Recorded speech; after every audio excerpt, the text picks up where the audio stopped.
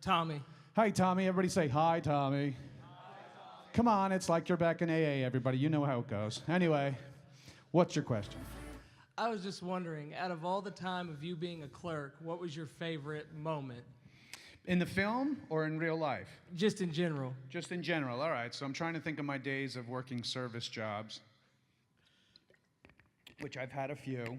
I was a deli clerk for a supermarket chain. And after a while, you order, oh, can I have a pound of turkey? And you're slicing it and whatnot.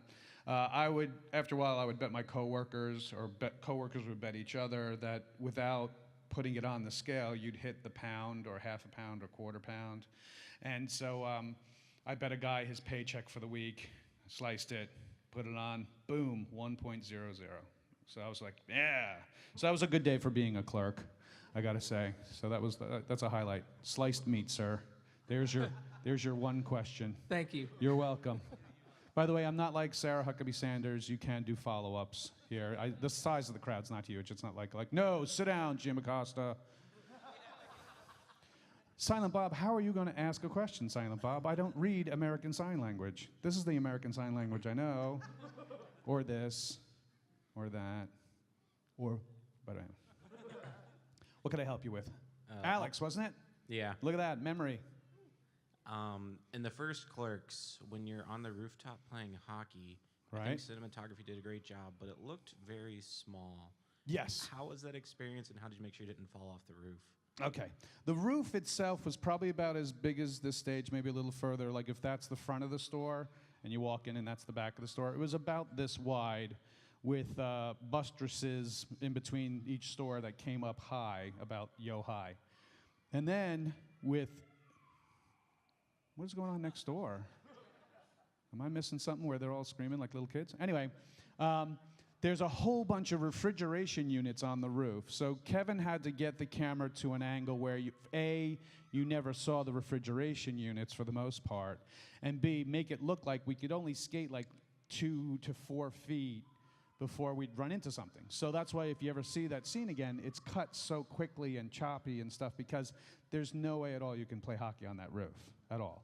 But from below, when you look up and you have a couple of us skating by through camera, it does look like you can play hockey. Because in that town, actually, that town was really cool. The township actually invested in building a roller hockey rink in the park with boards and lines and everything and goals that you'd go to the rec center and then hand them like some down payment, and they give you the goals so that if you steal them, you were paying for them. But they actually had a really cool rink. That's where Kevin and his friends used to live. Where I used to live, you would take over a tennis court and literally take off the net, and then that was your rink, so to speak. So, yeah, it would have been nice if we really could have played a full contact kind of hockey, but I think it worked in the end. Thanks for the question. What's your name, buddy? Hey, Chad. Chad, everybody. Nice. Hi, Chad. Come on, get on Hi, with it. everybody. I know everybody likes to wake and bake from time to time, but come on, get on. I was wondering, I don't remember if this has ever been addressed or not, but are Dante and Gil twins, cousins, people that happen to look alike? This has never been addressed in the sense like we've put down a definite, like, here is the Hicks family tree. And so, yes, it was Gil Hicks, and then Sean Hicks was from Chasing Amy, and then Grant Hicks was the newscaster in Dogma. They are all related in some capacity. How, we left it up to the viewer's decision. So you're saying he's a twin. I'm just saying, so that's what you're saying. They kind of look alike. No, I get that part, right? But imagine having Thanksgiving dinner where you have Dante and Gil and Grant and then Sean Hicks, and then the mother being like, Dante, why can't you be like your brother Grant? He's a newsman, and Sean's a head of a record and TV company, and you're just his worthless clerk. I mean, I think that'd be a hilarious show. I could be like Eddie Murphy playing all the roles. Meet the Hicks. Hercules. I could play the mother as well. It'd be awesome. I think we're onto something. You should go pitch that to Kevin. All right, I'll do that. Thank you. There you go. He's like, when does this end? Hello. What's your name? My name's Josh. Josh. Hi, Josh. We're all friends here. Go ahead. First, I just want to say that Clerks is a very important movie to me because I work at Goodwill and deal with a lot of crap. and I find myself Wait, saying, wait, wait. Listen to what you just said. You work Yes. at Goodwill, you just said? yes. I work at Goodwill, and I put up with a lot of crap. That's not Goodwill, sir. Well, you haven't worked there. You should be so- saying, I do work for Goodwill, and I'm so glad I got to help people in need. Just their thanks alone gives me sustenance in life. Not, it's a bunch of crap. Thank God you're not one of the disciples, sir. This guy brings us all around Israel here, healing everybody's ills, making food for everyone. I got to put up with this crap, and then I get the last slice of matzah? What the hell? Got to put up with this Jesus crap. Anyway, you were saying you work at Goodwill. And when I do have to work on my days off, I say, I'm not even supposed to be here today. Right on, sir. Constantly. And I was wondering, in your personal life, do you find yourself saying that line in any instance where you don't want to be there? I don't say it specifically. My version of that is usually, what the fuck, dude? You know, if I'm somewhere like, why did we have to come over here? Why are we shopping in this store, dude? We could have gone at the last store. What? Because they have what? The grape flavor of what you're looking for? What the fuck, dude? That's usually I'm not supposed to be here today. I did have someone come up to me, tell me once that they work in a restaurant where the restaurants that they wear name badges, and anybody who gets called in on their day off, like yourself, they're given the name badge of Dante. Women or men, they are the Dante, and people go like to a woman like, oh, wow, I've never heard a woman named Dante. She's like, well, I'm not even supposed to be here today. And if the customer gets it, they're like, yeah, you get it. So it's fun. Awesome. I like people having fun with it. And to be honest with you, I most likely will have it in my will that it will be on my tombstone. So here lies Brian O'Halloran, born 1969, died whenever. He's not even supposed to be here today. And it, you know, it's a sad moment you're going to come visit my gravesite, but at least you'll get a chuckle out of it. Get it? Because he's dead. He's not supposed to be there. So I've been glad. Look, it could be worse. I could be Marilyn Gigliotti, who played Veronica, and everybody screams at her catchphrase that she doesn't say but gets screamed at her. So I get off easy with, are you even supposed to be here today? It's better than, hey, try not to suck my dick on the way to the parking lot. Because imagine you see Marilyn Gigliotti, you don't know her, you just see a woman walking through the parking lot, and some fan sees her, recognizes her, says that, and you're like, oh, did you just hear what you go apologize to that woman. How dare you say that, young man? That is rude. And she's like, no, it's okay. And I can imagine what that person would be like, what do you mean it's okay? I get it said to me all the time. All right. Do you know they have hookers over at the Safeway? So, Thank you. thank you. And some of the crap that I put up with at Goodwill, people have donated sex toys multiple times. Wow. Multiple times, so the same person. They're like, didn't like this one. Hey, Chad. Hey, what's going on? You know what? Too big. I thought I could, just can't do it. What would be? Imagine working the sex toy complaint hotline. Like, what is that like? You know? Sex toy complaint hotline. What can I do for you? Yeah, she didn't get off. What? I want to return this thing. She didn't get off. Well, did you use it as you instructed it? Because it's supposed to be, you use it on your shoulders, your elbow. No one buys these things for the shoulders things. I know you put that on the box to make it look like a health aid. Because that's what they call it, a health aid. Go on Amazon, swear to God. They sell vibrators, they just call it health aid, muscle relaxers. I mean, I guess the vagina is a muscle. Right? Isn't it? Isn't it muscle? Like, isn't that Kegels? Isn't that what that whole... By the way, if anybody's in here with small children, don't realize what show you've walked into. I've done a lot of rated R movies and a lot of other type of movies, and if you don't want to have a long car ride home with a lot of different questions that you're not ready for, that you were like, I thought I had 14 more years before I'd hear this word, you're in the wrong room. So whatever the giggling girls were doing next door, you're welcome to sidestep that. So, hi, what's your name? And Hey, Ari. Ari? Yeah. Hello, Ari. So a lot of films are obviously ending projects, and Clerks is known for being short and shot in 20-something days, pretty short. Did you have any projects that you just wish wouldn't have ended? Like you just had a great time Oh, God, on yeah. that set? I can tell you right Any now, it's the favorites? Clerks cartoon I wish I could have still be doing. I mean, Solid. Yeah. when we got hired to do that, I was like, yeah, this is going to be my Simpsons money. I mean, those fuckers are like, what, their 25th, 27th year, and like they're getting multi-million dollars per season, and all they do is just show up and like, ay caramba, you know, it's like, what? Son of a bitch. So that's something that's when you want to talk about pouring lemon juice in a wound, that's the thing that I'm like, oh God, I wish we could do that. And there are times that I will say to Kevin, like, you know, we could bring that back at some point. We can't bring back the actual style of artwork because that's owned specifically by Disney. We'd have to probably buy them out with a lot of money to do that. So we could do that as a fundraiser in the sense of, since we're going to be shooting the new Jay and Silent Bob this coming winter, the film. Yeah. Exactly. And it comes out in the summer. If we all went to the movie like 15 times with 10 friends and it like, you know, Jay and like the new whatever's coming out of Marvel or whatever next summer, and then we blow it out the doors like opening weekend of Jay and Silent Bob, $250 million for a film that probably cost them $6 million, they're probably going to spend on it. Then he'd have some pocket change to probably bring up and go to Disney. Hey, I want to buy my Clerks cartoon back.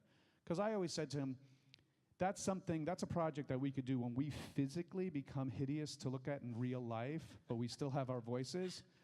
Well, come on, let's be fair. You've seen some of these voiceover actors downstairs. Shit happens. Yeah. Okay, you're the voice. I got it. Just please, just say the voice while I look away from you. Don't ruin my childhood.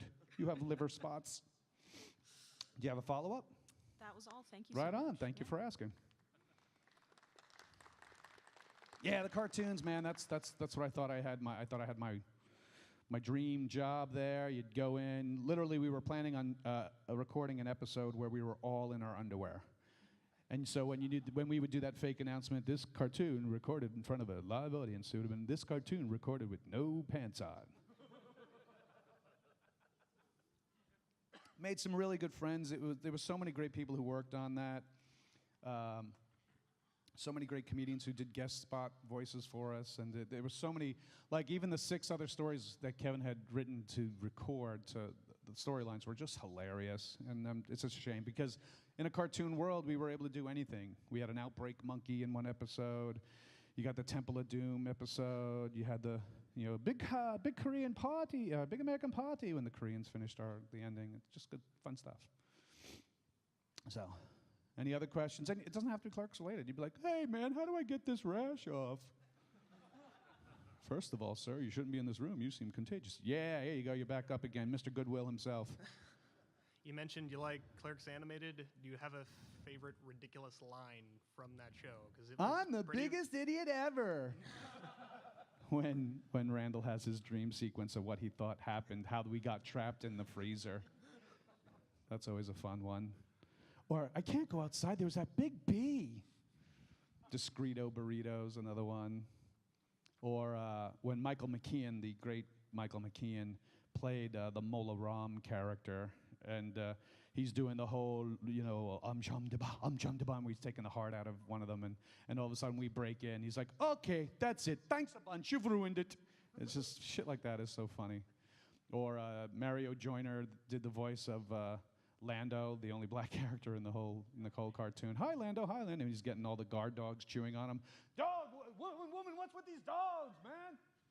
That's another line I love. Tons of stuff. Just like when we did Clerks 2 and we had Wanda Sykes and the comedian Earthquake on when we did the whole porch monkey sequence. And so if anybody has the DVD of Clerks 2 and they do the deleted scenes or the extended scenes, we just gave them the subject matter of what. Just listen to the conversation with Dante, Randall, and Becky, and then just riff. And for 11 minutes, it was just Wanda Sykes and Earthquake just listening into conversation, and then they were just riffing. And Earthquake saying something, and Wanda would say something, and we're behind the camera watching this, and we're just like...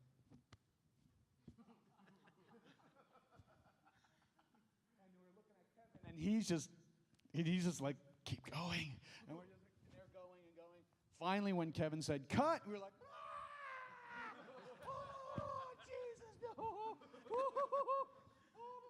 and that's how it is filming with Kevin. It's especially when you have someone on there who's really doing great, and it's just clicking on all cylinders, and the cut happens, and you've just done something stupidly ridiculous, like watching one of our good friends, Kinky Kelly and the Donkey Show. It's just like, that's our good friend who did all our behind-the-scenes documentary stuff, and here he is in this S&M outfit behind this donkey, and we're getting paid for it. It's just bizarre. You have a question, sir? My name is Patrick. Hi, Patrick, everybody. Right on. I just have to ask, watching all the commentary on the different DVDs, Kevin Smith tends to be very long-winded as far as setting up deleted scenes and whatnot. Long-winded? Sir, he's a storyteller, we like to say. Wow, long-winded. I just wondered on set, by the time he gets done setting up the scene, did you have to remember which scene you were filming at that point, or was he pretty short with that as far as? Once we're ready to start shooting, we're having fun, and we're pretty much all business. And to be honest with you, there's not much explanation going on, especially with us who've worked with them going on now 25 years. We know, everybody knows what do you need out of it, and you're like, oh, so you want something like, Randall, what are you doing? And we're like, no, do a little calmer, but more pissed. Like, Randall, what are you doing? Yeah, oh, got it. Right, let's start. Moving on, right, ready to go. Roll camera, and it's that type of thing. It doesn't get into deep. That's what the rehearsals. We usually do a month beforehand of just rehearsing, where we'll come in, do a couple hours at a location, and then the next day, and then when we finally get to locations, now we're rolling. If we have that luxury. With me and Jeff, we wanted to have that luxury. He had lotted out a whole month of us rehearsing, especially for Clerks 2. And by the third day, he was like, you know what, we're good. And I was like, oh, okay. Now I was living on the East Coast, and they put me up in LA at this place. So I had this place by myself for a whole month. I'm like, oh, all right, 3 days of rehearsal. And then we went down to the location where the movies was and stuff, and then we started shooting. So he didn't want to get stale, the chemistry that me and Jeff or me and Rosario had. So as long as we got the feel of the tone of how he wants things said, he was good. He knew that I'll be off book. Jeff was already off book. And obviously Rosario is a professional, so we didn't have to worry about her. And so doing all that was a nice kind of thing. It is, I tell people, it's like, my family couldn't afford this, but if you were ever a kid in school, and then at summer you had a summer camp that your parents sent to you, and you were amongst other kids from other neighborhoods and other schools, and you had a summer camp for like 4 or 5 weeks. Making a film with Kevin is like that. It's just getting all these people together that you love hanging out with. You're in a 4 or 5 week or 2 month kind of thing, and then the best time of your life, you create the greatest memories, and then camp's over and you're going back to your regular life kind of thing, or back on other projects. That's the feel of it. It's good seeing these same people again. Like, I'm hearing who he's bringing on board now for the new Jay and Silent Bob movie. Like, oh, it's going to be great working with them again. Or even technical crew, like his sound guy or his DP or the guy who does the sets and props, things like that. It's like, oh, this is going to be so good again. And so I'm really looking forward to it. Thank you. Thank you. It's been a real joy working on these films, and then when I work with other directors, like I did a cameo in M. Night Shyamalan's The Happening, and to work with M. Night Shyamalan was just bizarre. You just get the parts of the script that you're a part of. Like, I had no fucking clue what The Happening was about. And I was even goofing with him at one point. So I'm on set, and he came over in his SUV while we were in this holding area. He's like, hey, man, I just want to say thank you so much for coming on board with this. I got to tell you, the movies that you do with Kevin is just such a great, that independent flavor. I love it a lot, blah, blah. I'm like, thanks, man. And as we're setting up, looking at this setup, has anybody seen The Happening? Yeah, I know, nobody did. Anyway, so we're watching this setup of this elaborate kind of thing that has happened in the movie. And he's like, so what have you been up to, and blah, blah, blah. And I kind of got the feel we were cool with each other. First of all, you'd call him Knight. Hey, Knight, what's up? Knight, what's up? So, what you been working on? We're talking stuff. And then I go, by the way, Knight, I got to tell you something. I'm a little disappointed. He goes, what? Yeah, I'm a little disappointed in what I'm seeing here. And he's like, what do you mean? He goes, well, when I auditioned, I came in, you had me read just this small segment of stuff. I did that, and I go, all right, and you guys hire me. I'm like, this is awesome. And then I get to set, and I see what's going on here, and I'm a little confused and a little disappointed. And he goes, what do you mean? I'm like, aren't we making the What's Happening movie? And he's just like, anybody from the 70s, there was a show called What's Happening. It was, the theme song was, Rerun. The catchphrase was, hey, hey, hey. Then it was like, the music was like, and Raj and stuff like that.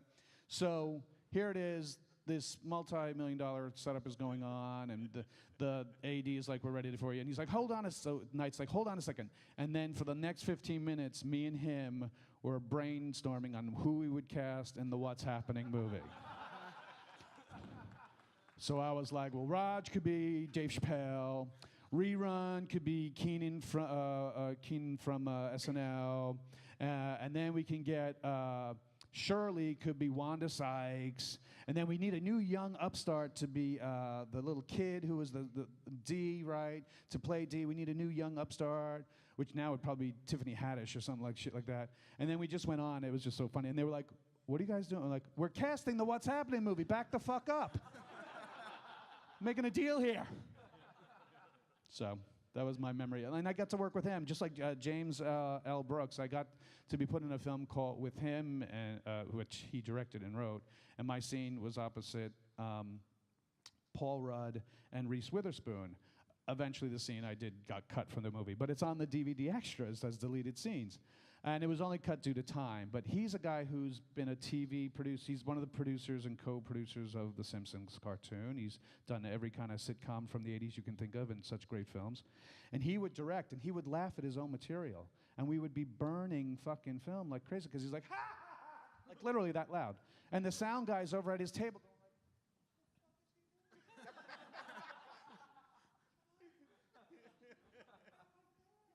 so I'd be like, I was in a section of the holding area, or on the set, hearing all this. I'm like, are we? Because we were going through this 7-minute scene, and it took 2 days to shoot 7 minutes.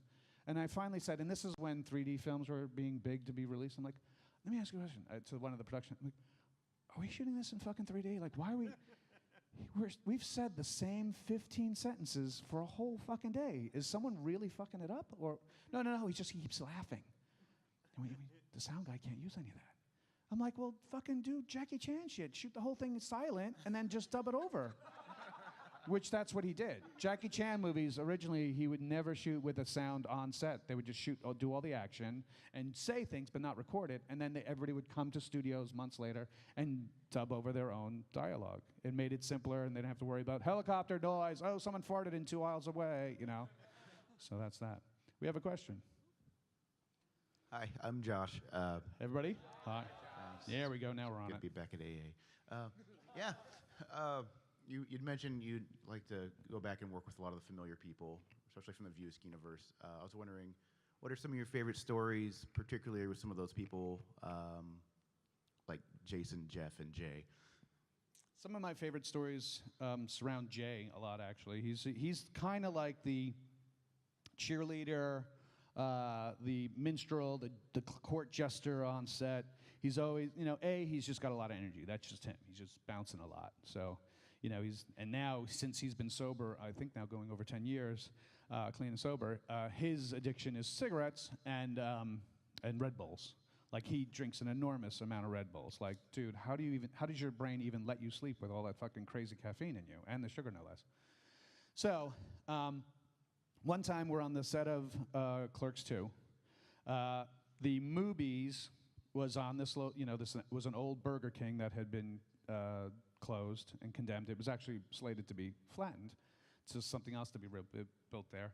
And then a Days Inn hotel right next door, where when you opened your room, it went right out to either the parking lot, or if you're on the second floor, it went to a railing where you saw the parking lot. So it wasn't like a hotel where you walked in a nice lobby, and it was that kind of motel.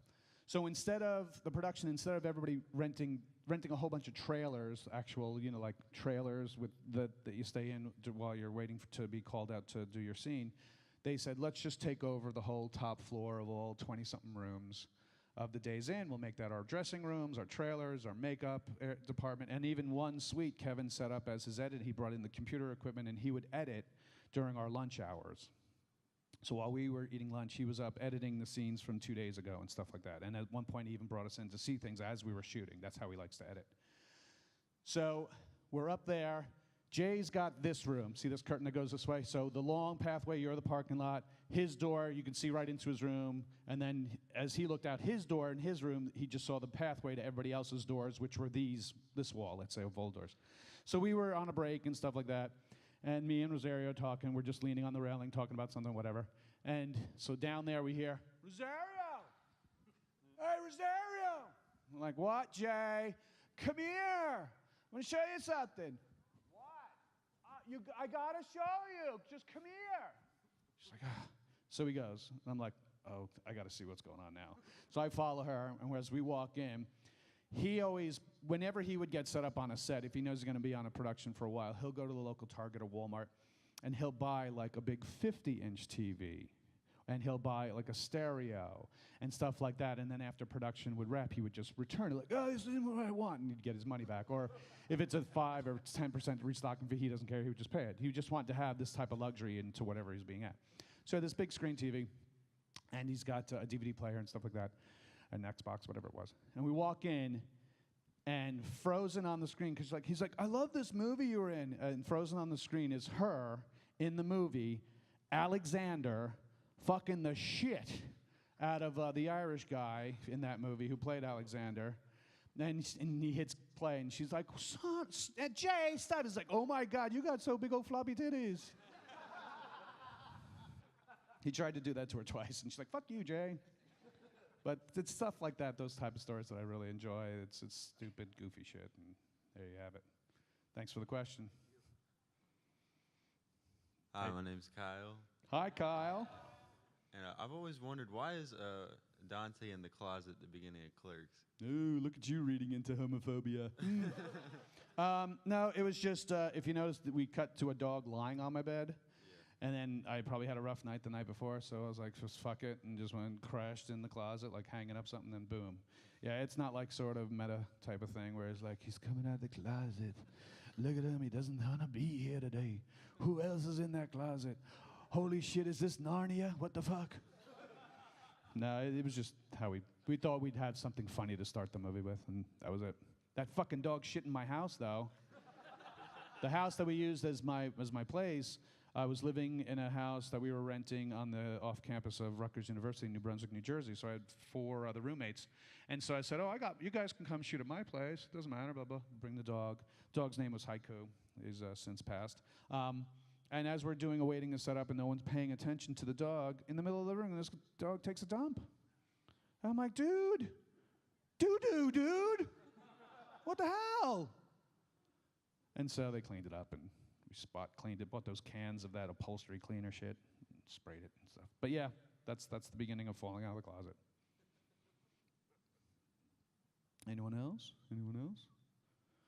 So when people say to me, like, so what was one of your funnest films to do, and or what was your favorite? And I tell them it's pretty much a standard answer, which is, they're all special to me. It's like asking her mother her favorite child. They're all special in their special ways.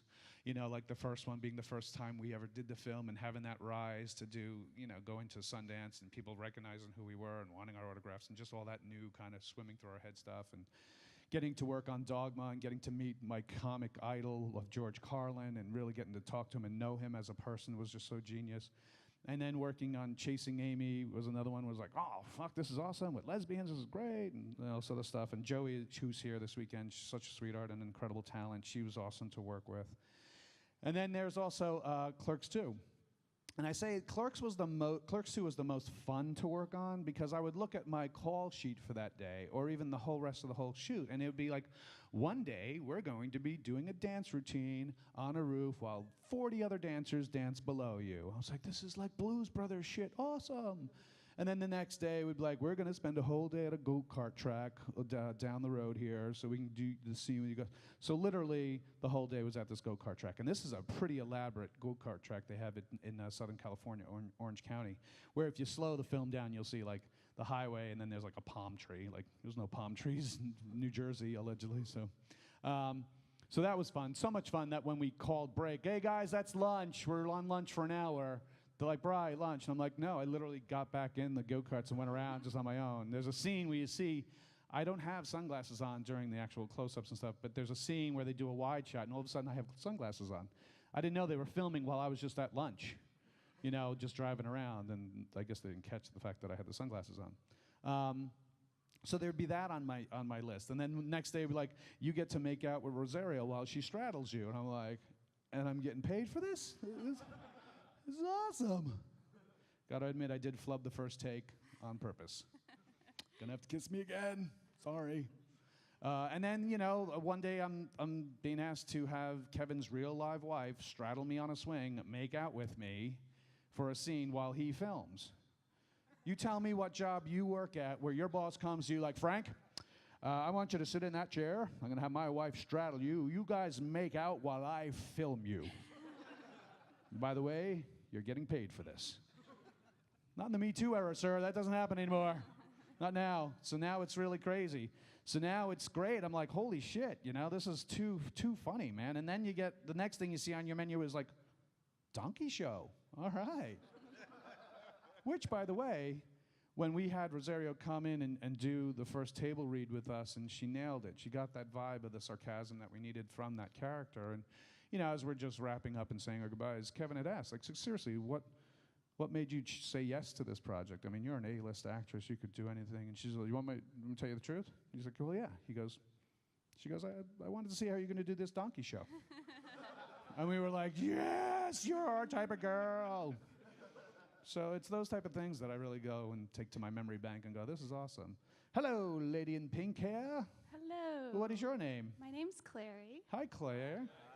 Hi. You're right, it really does feel like AA. It's better than NA, and this is Kentucky. From what you've heard. Oh, no, I've been. Right on. I'm not addicted. No, I'm a journalist. right on. You're documenting it. I was There you documenting go. it. I might be one of the few people that saw Clerks 2 before the first Clerks. No, there's a lot of people of your age that Okay. starts that way. Good. Usually from the very beginning, even when the first Clerks came out, a lot of people didn't see it. It wasn't until Mallrats came out that it was like from the makers of Clerks. And I was like, what the fuck was Clerks? That the makers of. I came to a lot of interesting things rather late. Right on. But I'm very curious because obviously as an actor or comedian, you're working from project to project. And Hopefully. I'd be really interested to hear if there's any project in particular where you thought afterwards your talent, your skill level, or something that you'd learned had really jumped up a notch, or if there was even somebody that you were working with that you felt so lucky to learn from as you were working on these projects. First of all, I hope every project I've learned from and grown and has sent me closer to that ever so highest, accolades, whatever that may be. But at the same time, I loved working with Carlin. I remember I was having issues with some of the lines in Dogma. A day before I had to, I literally was like one of the first things they shot in Dogma was all the footage, the news footage and the Catholicism wow scene with the press and George Carlin, and he's like, look at it, doesn't he look like he's snappy, that whole thing. He was cool to work with, and so I was having issues with my lines at one point, and Alan Rickman had showed up on set just to hang out, and I was just having issues. I'm like, sorry, Kevin, I'm trying to wrap my head around, because it was a lot to say, and it was a lot of like rules of the Catholicism and stuff like that. And so at one point, Alan just comes in, he goes, don't worry, mate, it happens to the best of us. And I was like, Alan Rickman, which, by the way, he was like this tall. Just so you know, they would always shoot him from below to make him taller, and I was like, Hans Gruber, he's fucking no, that's all. He wore heels and stuff. God rest his soul. Another great man, very nice man. But it was really cool that, like, holy shit, Hans Gruber just said it happens to the best of us. This is awesome. So it's stuff like that, getting to work with that. Rosario Dawson, once again, we developed a good friendship after not only that film, but just afterwards, and where she'd be inviting me to her family's birthday parties and stuff in Manhattan, and it's a lot of fun. We still correspond with each other to this day. Working with Joey, and I see Joey a lot at these cons now, and we get to have dinner a lot of times the nights that we're off from doing the shows. So it's that circle of people.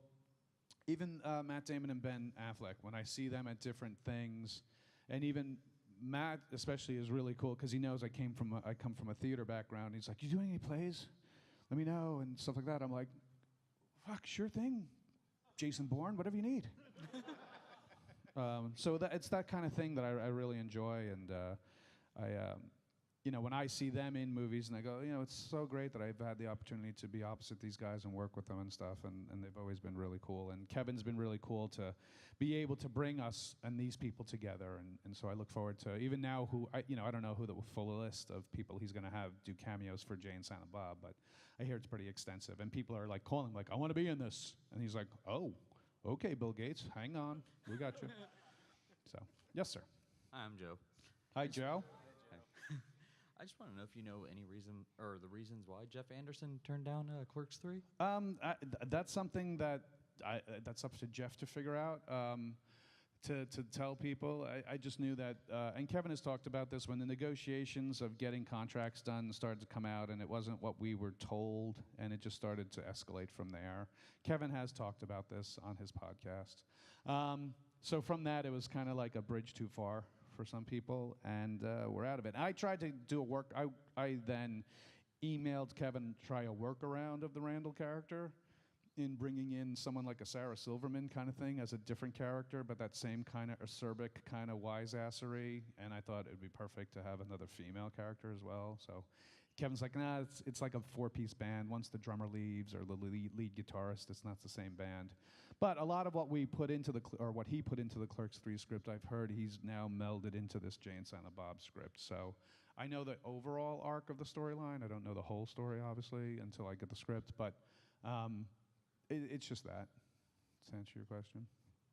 Thanks for asking, though. And it's sad because, he was a good guy.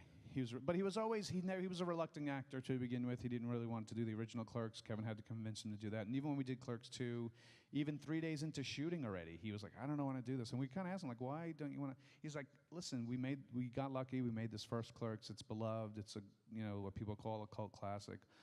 Why would you want to fuck with that and piss off your fan base? Every something 2 always is fucking not the greatest of films compared to the original. So by the third day of us shooting stuff at the movies, Kevin brought us in. Like I said, he edits while we film. He would bring us into that hotel room suite to show us what he had just filmed. And what he did was we had filmed, one of the first things was filmed was me and Rosario sitting in the office talking about that I'm going to Florida and I'm painting her toenails and that whole scene. And it was it's a nice moment, or I felt it was a nice moment in the whole film. So that was one of the first things we filmed.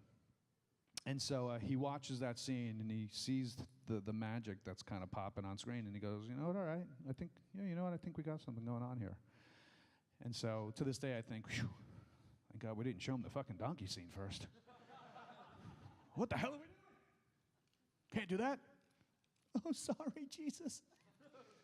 So it was another killer scene of that.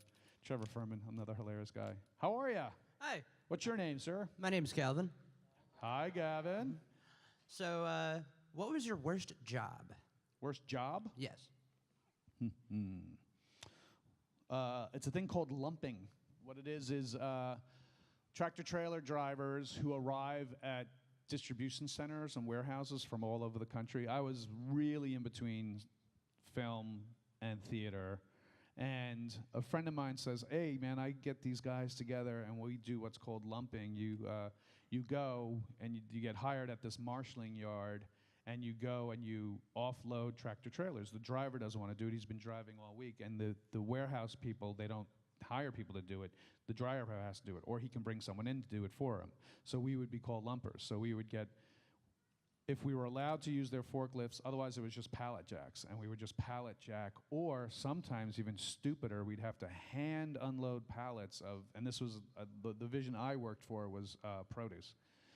So I would be offloading cases of like heads of lettuce or fucking rhubarb or mushrooms or whatever it was. And I did that for 3 months to the point I was like, no fucking way am I doing this. Because I was just like, my back, and this is like, I was 20 maybe gonna be 21, I'm not even sure. There was that. There was a time that I had a friend ask me help him to do roofing, and that lasted a half an afternoon. Because he's like, bring the shingle, the bundles of shingles, and fucking, he didn't have the shingle lift that you attach to your ladder. Right. Anybody know that job? That's the way you do it. Or you have the company come with their own lift and put the whole bale of it on the roof itself. So I did that, and I was like, the physical labor shit didn't work out for me, that job. But so I would say those would be my 2 kind of worst type of jobs. Listen, there are much, much worse jobs in this world, and I am thankful that I've been able to do what I've done. But one thing that has always been taught to me by my Irish Catholic parents is like respect. You must respect everybody for what they do. So anybody and everybody I'm respectful with. Because I want to live by the simple rule, treat others as you would like to be treated. End of story. Every single time. Time I see someone with a name badge, I'm like, hey, Phil, how you doing today? Or a waiter comes like, hi, I'm John, I'm going to be your waiter to the evening. And I remember that. So every time I go, hey, John, do you mind, can we get an extra glass of water? Hey, he needs another beer, John. Thank you so much, John. Like, I say people's names because we're humans. We're people. We're getting paid to do a job. We're not being paid to put up with your petty bullshit. And so even celebs sometimes, when I hear some certain stories of somebody getting grumpy or lacing it into a volunteer, so I'm like, they're volunteering here, dude, and they're fans. Why would you want to be that way? So it's that type of thing where I just go, nope. Now, listen, you want to fucking poke the bear or fucking pull at the tail of the bull, I can turn on you on a fucking dime, and next thing you know, we're going to have it. But for the most part, I don't even get to that level. I'm just like, yeah, having a hard day. I get it. You're not even supposed to be here today. I did that movie. I know it. I was a gas station clerk myself, so. Gas station, yeah. So you'd come home, right, smelling like gas. We'd have to leave your clothes outside. Like, I worked a job as a fishmonger, and so I literally would take my boots, my Carhartts, and my mother would be like, you got to put them outside. The cat's going nuts with your stupid boots. And I'd have to put my boots outside.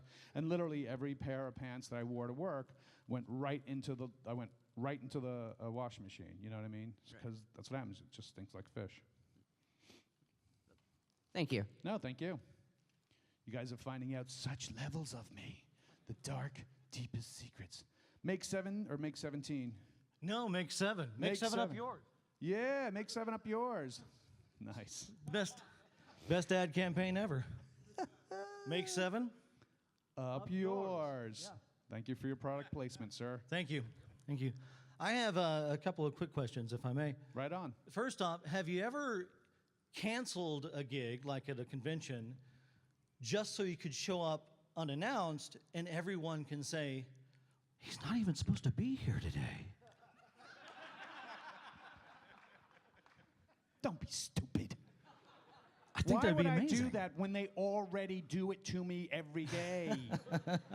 I'm going to make it sure that they say it to me all the time now. Sometimes when they say that to me, like, hey, are you even supposed to be here today? I'm like, I am on the schedule. And then sometimes I'm like, yeah, man, that's me. I sneak up on you like herpes. Shit, did I take my Valtrex today? And the other one is, what was your Clerks when you were growing up? What was my Clerks? Mm-hmm. What was your cult classic? Probably Porky's. Mm-hmm. Like bawdy kind of like, male sex joke humor. It would probably be like Porky's or Animal House, Blues Brothers. Those were the type of, any of the John Candy, any of the John Hughes and John Candy movies were really a lot of it. I'm a big comedian. I was like a big lover of comedies, to be honest with you. So those were my kind of Clerks movies where if it's on, I'll watch it. Like, oh shit, that's on. Totally. Leave. No, don't change the channel. I want to watch this. That type of thing. What about you? What about you? Well, Clerks. Before Clerks. Before Clerks, Spaceballs was my there you go. absolute quotable. Right, I just bought, they had a great Black Friday sale on Amazon. They had the box set of all the Mel Brooks movies. And I just bought that. And so I was like, genius. He's another genius comedian and writer who I enjoy as well. It's absolutely brilliant. Right on, man. Yeah. Thanks. For bringing it up. Make 7 up yours. Product placement. Gotta love it. I once did a movie where we had a Ben & Jerry's and Magic Hat, Ben & Jerry's ice cream and Magic Hat beer. It was a film that was being shot in Vermont. With JDF, actually, was in the film, too. He doesn't like to say he was in the film, to be honest with you. I think one time he tried to sue to get him out of the film, and I was like, no, you signed the waiver, you're in it. It's a comedy. If you want to, I have a single copy left for sale at my table. You could bring it to him to sign. He'll be like, whatever. I should totally snap you in two with my Muay Thai. And so on set forever, it was like we always had at least beer and ice cream. Note to self, don't make beer floats. That does not go well, especially for the lactose intolerant. Not a good combo. Because you're too drunk to realize you're shitting your pants and you're not getting. Oh my God, I'm so gassy. Oh, this beer is making me. Oh wait, no, it's the ice cream. Damn you, Cherry Garcia! Oh, I need a new liver. What, too soon to make liver jokes about Cherry Garcia? Come on. There we go. Anyone else? Any complaints? Any questions? There we go. I'm Mike. Hi, Mike. Hey. Greatest American hero. If this hadn't worked out for you, If this didn't work out, yeah. this whole panel, This whole it'll be panel over in and a few movies minutes. and all It'll, that it'll, kind of stuff. I'll be fine if this doesn't work out. did your parents want you to do this kind of work? Did you have a backup plan? and that kind of No, thing? actually, my plan was to be an automotive engineer. My father was one. He was a mechanic as well. I loved going. He worked for the French car company Renault when they still were selling cars here in America. He worked at the American headquarters in Inglewood Cliffs, New Jersey. I would go in to work with him on weekends to learn things. It was so cool in the 70s because literally back then, when we lived in the Bronx, he would just, here's $5, go downstairs, go around to the corner store, get me a six-pack of Schaefer and some Kent cigarettes. And I'm like, oh, hey, Angie, six-pack cigarettes for my dad. Okay, bye. And, you know, I'm a 7-year-old doing that. It was awesome. And then working at that having him bring me in on the weekends to his place of work, he'd be like, you know, I'd be a little rambunctious and stuff. I'd learn every tool that there would be in this professional giant, as big as this room is, garage and stuff. And he was the new car prep manager. Back in the day, when you bought a new car, you didn't drive it off the lot with like 10 miles on it. Back in the day, there was the thing called new prep manager, and they would take your car and put 100 miles on it to make sure every fucking thing worked. There was a squeak there, the radio worked, everything worked. So you never got handed over a car and realized, oh my God, the spare tire is flat. Like he was the guy. So we never owned a car for quite a few years. Every night he was coming home with literally someone else's brand new car, and it was awesome. So when I'd be at his place, he'd give me the keys of just a used car that was traded in that they're probably going to crush. And they had a huge, giant acreage of parking lot and storage and stuff. So I would just drive cars. I'd drive a car around that area. Like, don't leave that area. Just stay there. I'm like, all right. You know, 9-year-old. Like, literally, like, short round with the blocks on his fucking foot to hit the gas pedal. No time for that. You know, that type of thing. And so that was my path, or what the path I wanted to do. And when I was in high school. And then my father passed away when I was 15. And it just crushed me, just crushed my world. And I had a circle of friends who were doing D&D, table gaming, Starfleet battles, you know, miniature games and stuff like that. And I got into role-playing because I was in such a bad mindset. I wasn't doing well in school. My mother took it hard, too, and my 2 older brothers, they were old enough, so they were already out of the house. But it was role-playing, D&D, champions, villains, vigilantes, DC heroes, Middle-earth role-playing that kept me off the streets and getting into the wrong things. That doing that, character development, when I'm going to be an orc, blah, blah, blah, or I'm going to be a paladin elf, or whatever it was I was creating, I would start creating these characters. And then when we would role-play, I was actually acting during the role-playing. I was that kid at the table of table gaming that was like, I whip out my sword and I'm going to strike you down, you wraith, you know, things like that. I'm like, dude, just roll for a fucking initiative, stop it. You know what I mean? It was that type of life that kept me off of doing something wrong, but I wanted to be in that world because the world I was living in was so sad.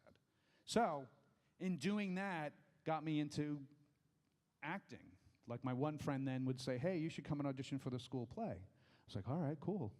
And started to do school plays. And then from there, went on to other things. So that's how it all started. Like Kevin auditioned people as extras for the original Clerks out of a theater I had done stage work out of. And so a month later, when the auditions came by, I was like, all right, and auditioned, and he liked what I did. Like, he had already cast the main characters at that point. He liked what I did, and he's like, man, if he can do that, he can totally do a sappy clerk, and that's how I got the gig. So I would have been, like, I still like cars. I still follow auto racing. I still know when I go to buy a car, like, oh, well, you know, this, that, and the other thing. Like, I keep up with the tech, but I just never got into that field. But that probably would have been the field I went into. But I'm proud of what I do. I'm very blessed to have the fact that you people actually have spent a whole hour of your time right now just listen to me talk about what I've done and what I hope to do. And I just go, I'm touched. Yes. Hi. So I was wondering if there's any specific lines or roles that you've ever been asked to do that you completely refused or was reluctant to do? The fuck am I going to care? What does it matter? What do you want me to say? What is the line that's in your head that you want me to say? No, not Not really no, anything. I've stop, been, stop. my husband's been teaching me and showing me a lot of your movies with And a you're lot still of Kevin together? Smith. Yeah, I just married him July. You so just, congratulations. Well done. Have you shown her the movie Vulgar yet? And? Yeah. Right? It's disturbing. So look, if you've seen Vulgar and it's all good, you've seen the shit that I've done and said. Yeah, I was wondering if there was ever any cutoff or something, but Listen, I'm going to tell you, and I only have like a minute or two left before we have to take this down. I'll tell you the weirdest, oddest thing. So people always say like, oh, when people come to these things, is there anything odd like that or anything you won't do? Someone came, Kevin used to have these things called Vulgarthons. They were mini film festivals in Red Bank where he would show like 5 or 6 of his movies or movies that he helped his friends produce, right? So this is back in the mid-90s, early 2000s. We did them like 4 or 5 years in a row, and then we stopped because they got out of hand, and then Kevin got busy, and people couldn't get into these things. So one time, we're showing Vulgar, we're showing Clerks, we're showing, I think, Chasing Amy and Mallrats, and another one called A Better Place or something else that he helped produce. And so we had people come up with their stuff, and we would just sign them. Hey, man, thank you so much for coming. And, we'd sign it and stuff like that. Here you go. And we'd sign, like, the scripts that Kevin sells and stuff like that. And one guy's like, hey, man, can you sign this? I'm like, sure. He's like, hang on. And he reaches into his backpack, and he whips out this thing, and it's a 2-foot black dildo. On both sides. Like, it's fun for both. And so I'm like, what? He's like, I want you to sign it. So I'm like, well, I'm not touching that thing. It was all right. And so I take a Sharpie. We had a pile of them. I took a Sharpie. He was holding it like this. And I literally was like this. There you go. And then took that Sharpie and went right into the garbage. Right? And so I was like, dude, that was the fucking weirdest thing. And there's a picture of me because I have it. There's a picture of me with, like, not my arm around it, like this. Next thing you know, years go by. I'm on this set of this film called Miss December in Philadelphia. And we're sitting in chairs as we're waiting for a setup, cameras, lighting is going on and stuff like that. And one of the main producer comes over, he's like, hey man, how's it going? I'm like, it's good. You all right? Do you need anything? I'm like, no, I'm good, I'm good. And we're just chilling. He's like, so I want to let you know, we met before. I'm like, oh really? He goes, yeah, we went to a Vulgarthon. I'm like, oh, all right, those are great. Yeah, that's cool. You signed something for me. I'm like, oh, cool, like one of the VHS tapes or something? He goes, no, do you remember the guy who gave you the big 2-foot black dildo to sign? I'm like, yeah. He's like, that was me. I was like, that was you? Yeah. And now I'm working on a film with you, for you. Yeah. I'm like, whatever happened to that 2-foot black dildo? He goes, I don't know, I lost it. And I said, lost it? Who did you lose a 2-foot black dildo into? He goes, I don't know. I said, so wait a minute, are you meaning to tell me that out in the world there is a 2-foot black dildo with my name on it? He goes, yeah, I guess. I'm like, oh. On that note, I want to thank you all for coming out. You know that's going to regurgitate in your memory bank later on tonight on the drive home, like, 2-foot black dildo, oh my God. I said that story at another con, and someone did hashtag 2-foot black dildo. I was like, oh no, don't start that, please don't start that. So there you have it. Just to let you know, as you can say, when you asked, did you ever think that I would be, and here I am talking about 2-foot black dildo stories. So there, I've reached the pinnacle of what I'm supposed to do. I want to thank you guys for coming out.